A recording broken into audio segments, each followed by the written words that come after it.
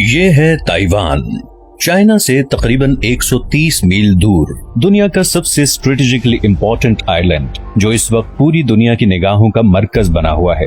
Taiwan के मुतालिक एक चीज जान लीजिए कि ये छोटा सा आइलैंड आने वाले दिनों में पूरी दुनिया की तकदीर तय करने वाला है।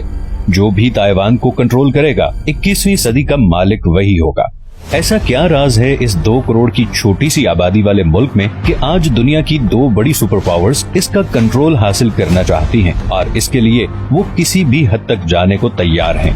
अभी हाल ही में ताइवान और चाइना के दरमियान पॉलिटिकल टेंशन बहुत ज्यादा बढ़ गई है और अगर चाइना और ताइवान के दरमियान जंग शुरू हो गई तो इसके वो असरात होंगे कि लोग रशिया यूक्रेन तो क्या वर्ल्ड वॉर 2 को भी भूल जाएंगे, क्योंकि ताइवान के मुतालिक 2 ऐसे फैक्ट्स हैं जो ज्यादातर लोग जानते ही नहीं।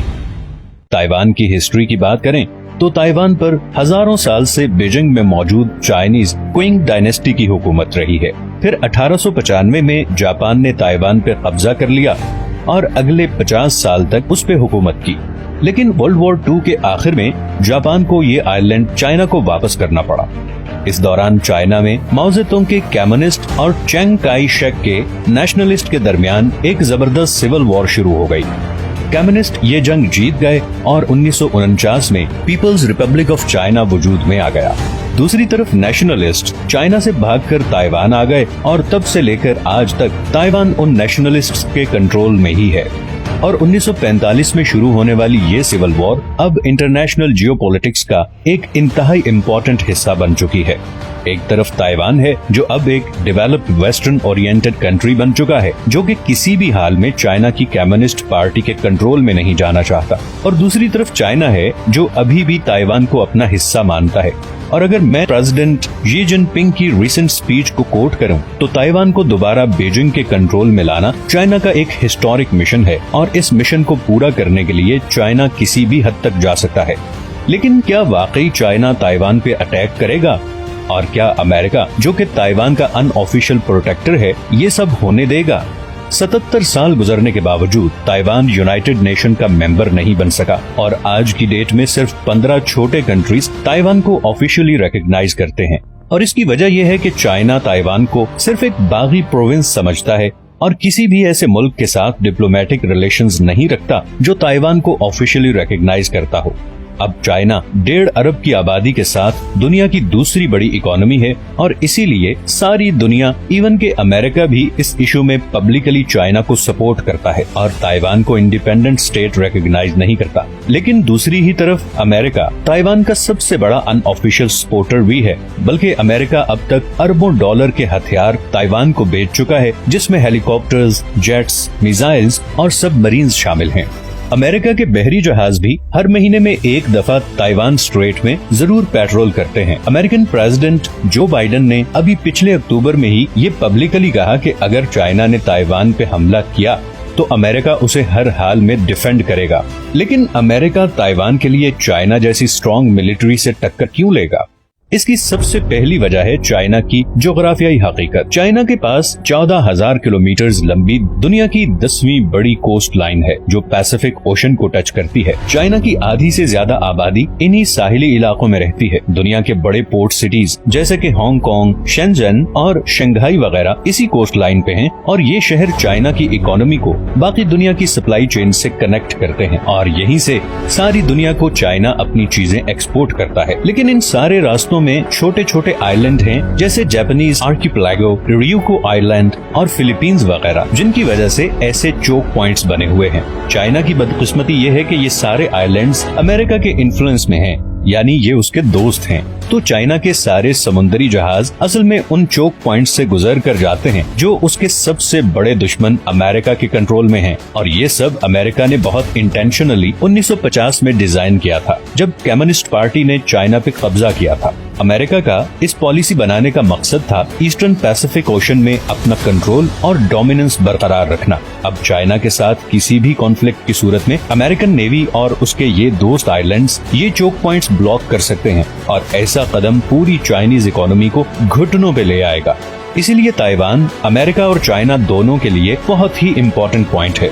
اور اگر فرض کریں کہ چائنا نے تائیوان پہ قبضہ کر لیا تو نہ صرف امریکہ کی ایک بہت بڑی آؤٹ پوسٹ ہاتھ سے نکل جائے گی، بلکہ چائنا کے لیے باقی پیسیفک اوشن کے آئی لینڈز پہ قبضہ کرنا بھی آسان ہو جائے گا۔ لیکن یہ تو صرف پہلی وجہ ہے جو تائیوان کو اتنا خاص بناتی ہے۔ دوسری وجہ شاید اس سے بہت زیادہ امپورٹنٹ ہے۔ تائیوان دنیا میں سب سے زیادہ سیمی کنڈکٹر چپس بنانے والا ملک ہے۔ یہ وہ چپ ہے جو تمام سویلین اور ملٹری ٹیکنالوجی میں یوز ہوتی ہے، جیسے کہ اسمارٹ فونز، کمپیوٹرز اور میزائل ڈیفنس سسٹم وغیرہ۔ پوری دنیا کی تقریباً 65% سیمی کنڈکٹر چپس تائیوان میں بنتی ہیں۔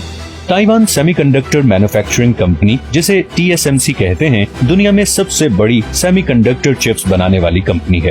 امریکن سیمی کنڈکٹر کمپنیز جیسے کہ انٹل، AMD اور ایپل وغیرہ نے بھی اپنی چپ پروڈکشن TSMC کو آؤٹ سورس کی ہوئی ہے، اور گو کہ اس کی وجہ سے انہیں کاسٹ کم پڑتی ہے اور پروفٹس زیادہ آتے ہیں، مگر دوسری طرف وہ بہت ہیویلی TSMC پر ڈیپینڈنٹ ہیں، اور اگر چائنا نے تائیوان پر قبضہ کیا تو امریکہ کے سارے ایڈوانسڈ ملٹری ویپنز اور انڈسٹریل ٹیکنالوجی بری طرح کمپرومائز ہو جائے گی، جس کا آسان مطلب یہ ہے کہ چائنا کے کنٹرول میں وہ چیز آ جائے گی جس پہ ساری فیوچر ٹیکنالوجی جیسا کہ آرٹیفیشل انٹیلیجنس اور ایون ماڈرن ہتھیار ڈیپینڈنٹ ہیں۔ اس کا لازمی نتیجہ یہ ہوگا کہ ماڈرن وارفیئر میں چائنا پوری دنیا میں ٹاپ پہ آ جائے گا۔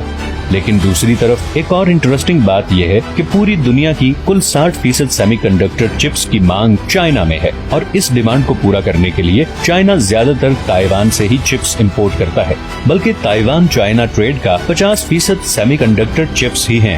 تو چائنا تائیوان جنگ کی صورت میں امریکہ اور یورپ ہی نہیں بلکہ ٹیمپریری طور پر چائنا بھی بہت بری طرح متاثر ہوگا، اور مختصر کہوں تو اگر جنگ کی صورت میں تائیوان نے چپ کی پروڈکشن روکی تو پوری دنیا کی اکانومیز ہل کے رہ جائیں گی۔